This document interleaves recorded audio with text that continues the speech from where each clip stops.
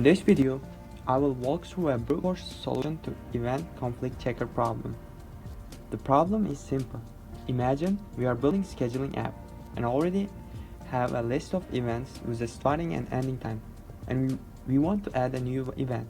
But before doing that, we have to be sure it doesn't overlap with any existing one. Our job is to write a function that returns true if the event conflicts with any current event and false if it doesn't. To understand what overlapping means, I'm gonna draw some visuals. Like, let's imagine event number 1, event number 2, event number 3.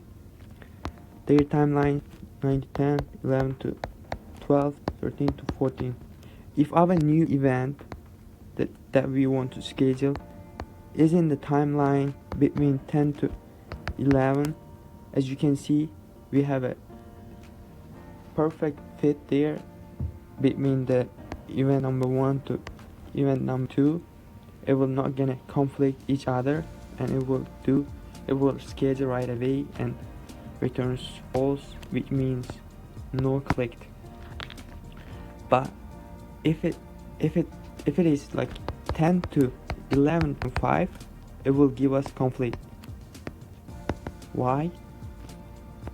Because we already had 11 to 12 timeline for event number 2. It will give us conflict. With the code, we're gonna go through each event in the list and check if it overlaps with new event. And if you find an overlap, we will return true in the right away.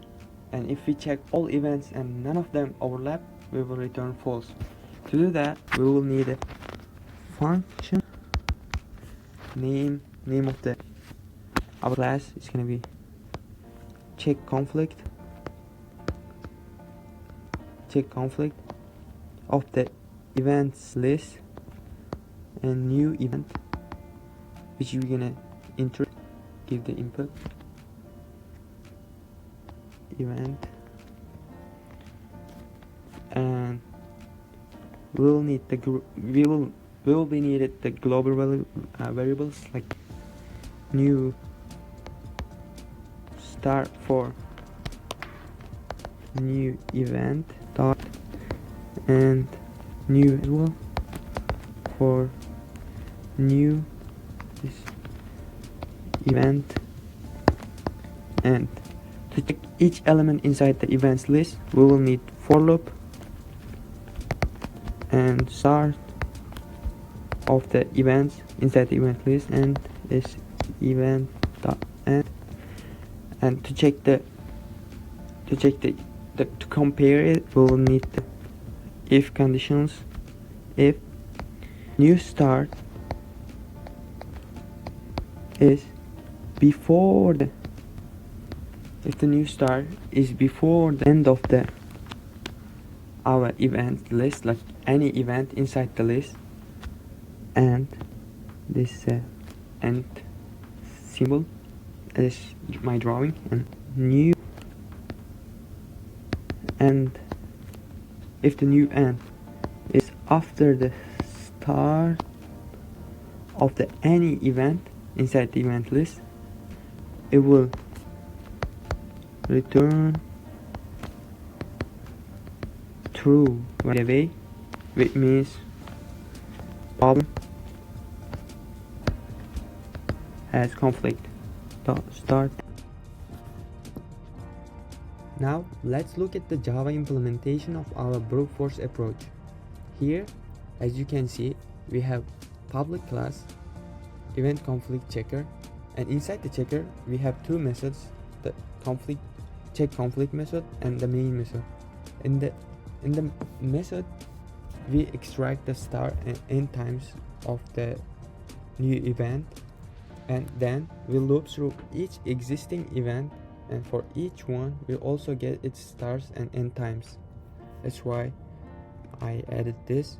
And after this, we're gonna simply apply the overlapping condition here, which I explained in the pseudocode.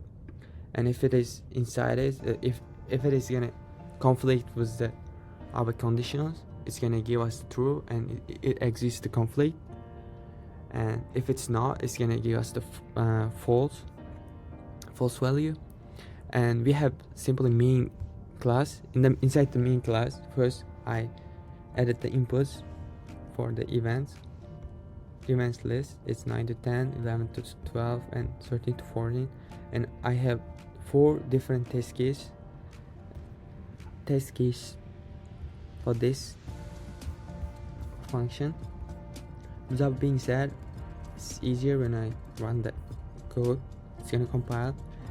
As you can see, the test one gives no conflict and false because the input was 10 to 11, and we hadn't any 10 to 11 event. That's why it will give us the false and no conflict.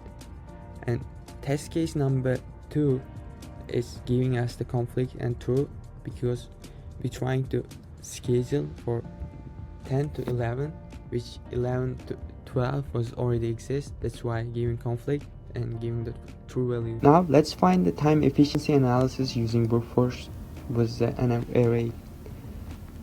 Step number 1, it's gonna think elements. The input size determined by the number existing event, which we call n, which is this.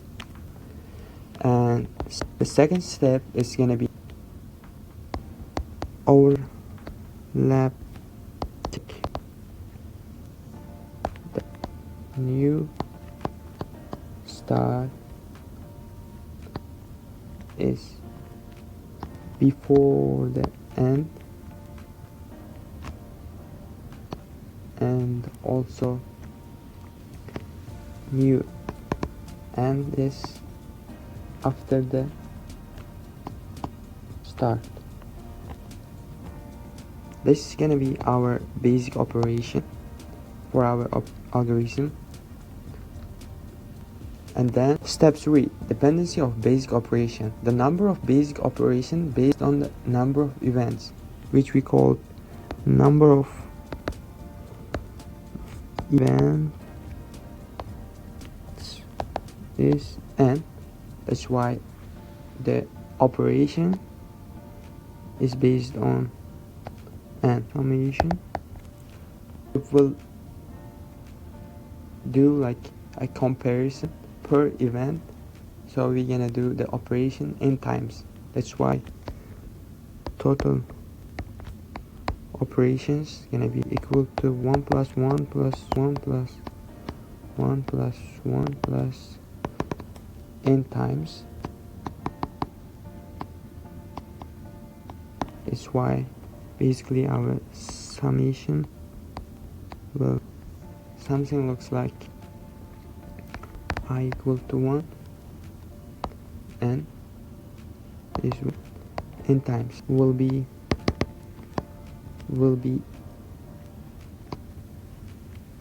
big O n notation, which is a linear time. It's basically when we write it, it's gonna be something looks like total operation n equals to big O n. If we go to bones part, we have to do the optimized idea, which is to improve efficiency instead of checking every event one by one. When we can sort the existing events, it will gonna close, and we can use the binary search to skip checking each events that are guaranteed not to overlap. This reduces the number of comparison to big O log n plus k, where k is number of the overlapping candidates.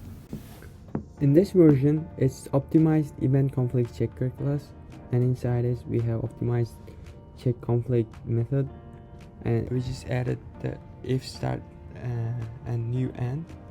It basically that we have now here the inputs size inside is like inside an array, and with the help of the array list we can check the first the starting the new end is after the starting, it's gonna break and it's gonna see automatically give us the conflict. That's why it saves a lot of time and it's more useful with the large amount of event scheduling. Here in this case, if you see there, in the first one it says false, we iterate this. In second one it says true, because first check the 10 and then 11 also.